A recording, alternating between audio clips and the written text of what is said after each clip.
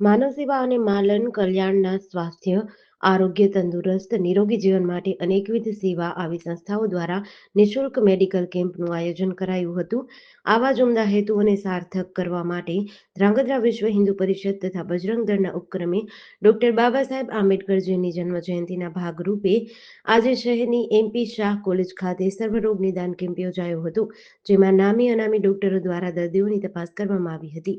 હાર્ટને લગતી બીમારી, ડાયાબિટીસ, ઓર્થોપેડિકને લગતી બીમારી, આંખોને લગતી બીમારી સહિત વિવિધ રોગોનું તપાસ કરી દર્દીઓને જરૂરી માર્ગદર્શન આપ્યું હતું. આજરોજ આપણા ધ્રાંગધ્રા શહેરમાં રામ ભારતી ટ્રસ્ટના ઉપક્રમે સેવા ભારતી ગુજરાત NMO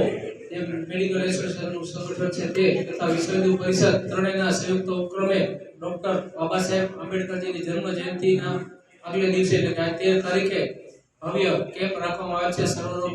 નિદાન કેમ્પ. એમાં નિઃશુલ્ક દવાનું પણ વિતરણ કરવાનું છે અને શિવસા મેડિકલ કોલેજના નિષ્ણાત 8 ડોક્ટરોની ટીમ અત્રે ઉપસ્થિત છે. એમના દ્વારા લગભગ 50 થી 60 લોકોનું આપણે નિદાન અને દવાઓ વિતરણ કરવા જઈ રહ્યા છીએ.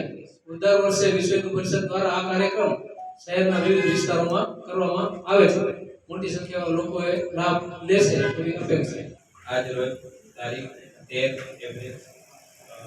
ડોક્ટર બાબા સાહેબ આંબેડકર જયંતિ નિમિત્તે વિશ્વ હિન્દુ પરિષદ, સેવા ભારતી તથા NMOના સહયોગથી અહીં ધ્રાંગધ્રા ખાતે એક સર્વરોગ નિદાન કેમ્પનું ખૂબ સરસ આયોજન કરવામાં આવેલ છે.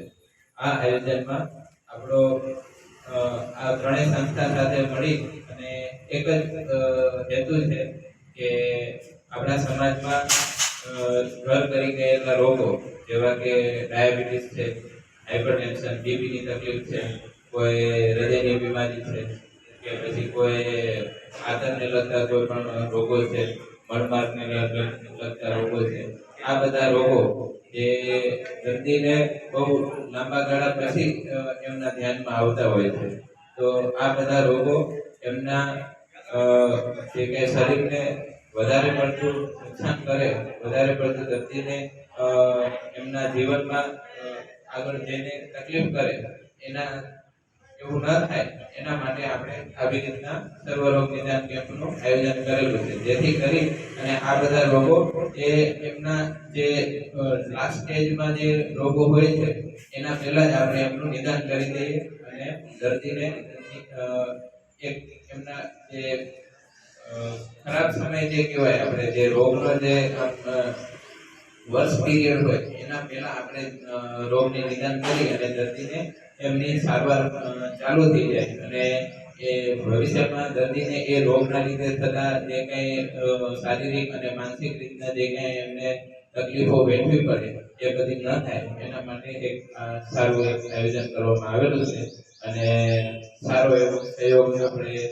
ત્રણેય સંસ્થા તરફથી મળી રહેલો છે તથા આપણે ધ્રાંગધ્રા ગામ તરફથી પણ એક સારો એવો સહયોગ મળે છે.